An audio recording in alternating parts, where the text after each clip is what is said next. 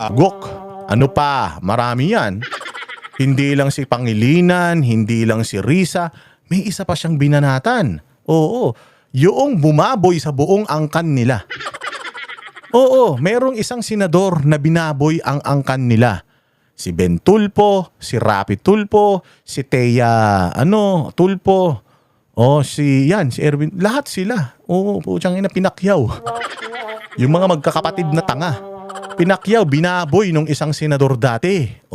Tapos sinabi niya pa doon na, malay mo, balang araw, maging senador din ako. Di ba? Natatandaan nyo na, nandito yan. I can suggest Senadora Risa Ontiveros, marami mga magagaling dyan. Magaling daw si Risa pero sinasabi niya kanina magnanakaw. Ano ba talaga, Erwin Tulfo? Magaling si Risa pero sinasabi mo magnanakaw siya sa PhilHealth? May magaling ba na magnanakaw? Baka kaya nagagalingan ka rin kay Bongbong kasi magnanakaw siya, gano'n. Si Risa magnanakaw din, sabi mo.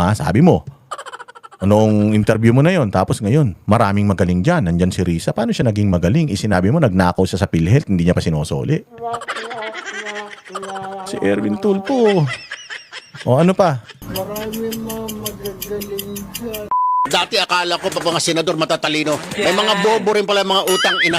Bobo daw, utang ina pa. Ang lupit Ad hominem. Ayaw niya sa ad hominem Tangina, ang linis.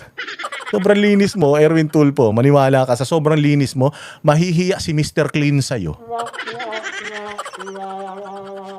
Tangina, sa sobrang linis mo, baka bumaba si Jesus. Baka ikaw ang pumalit sa kanya, sobrang linis mo. Ayaw mo sa ad hominem. Baka dapat nasa MTRCB ka.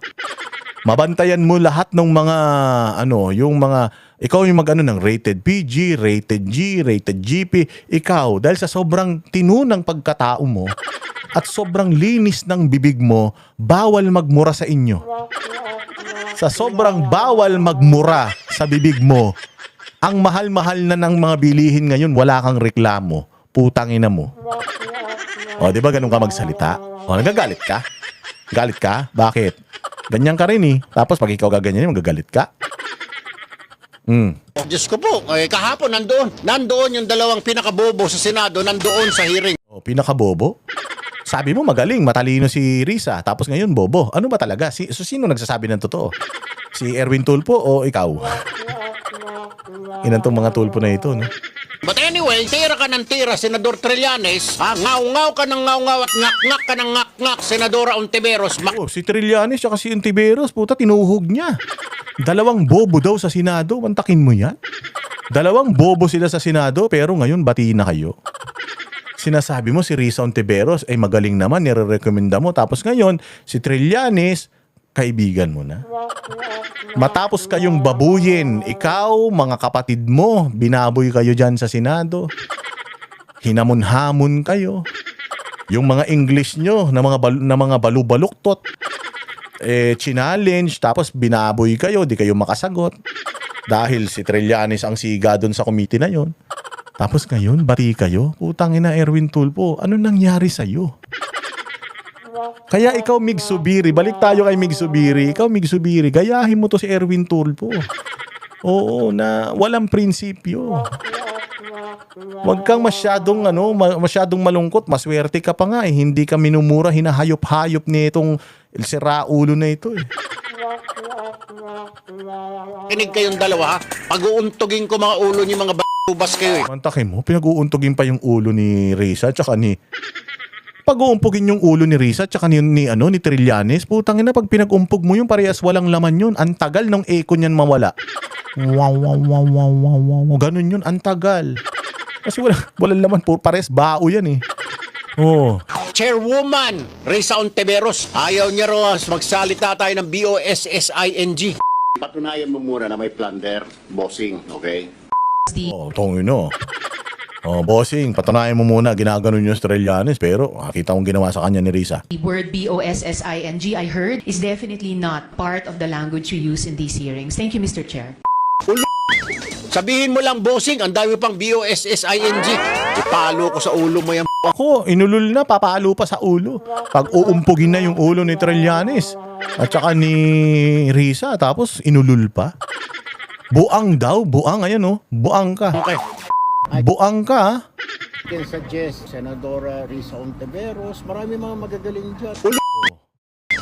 I can suggest Senadora Ulul. Buang daw. Oh, di ba? Ganyan kagaling. Oh, ganyan kagaling si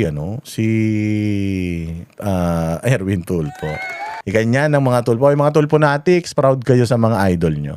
Mga walang prinsipyo at saka mga walang itlog. May itlog man yan, siguro kakalahati. Hindi nakabuo ng dalawa. Magagalit kayo.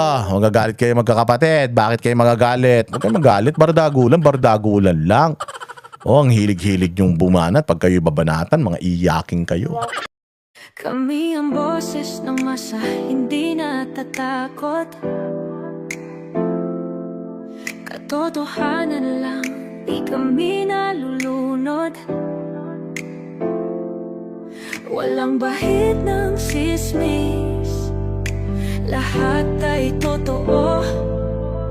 Kahit sino ka pa, pag mali ka babanatan ka.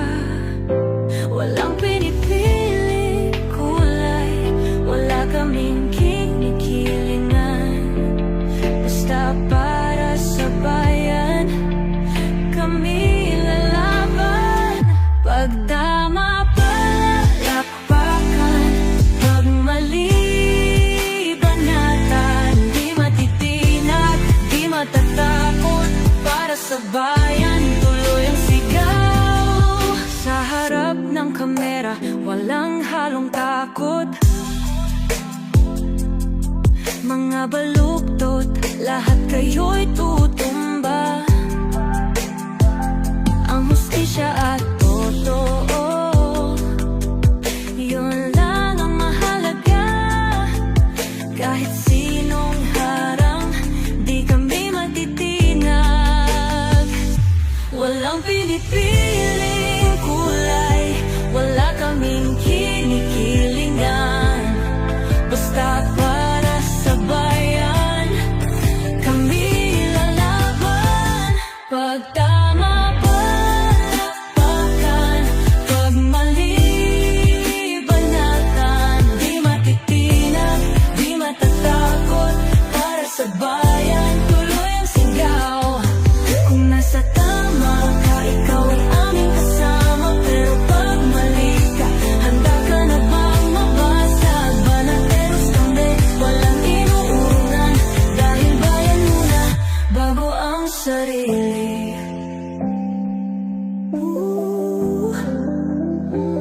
Bago ang sarili.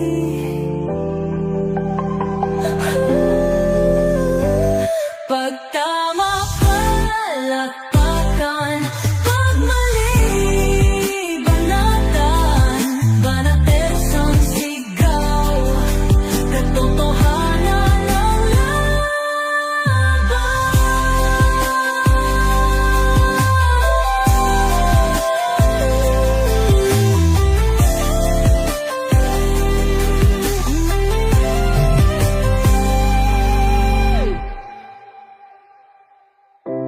Sa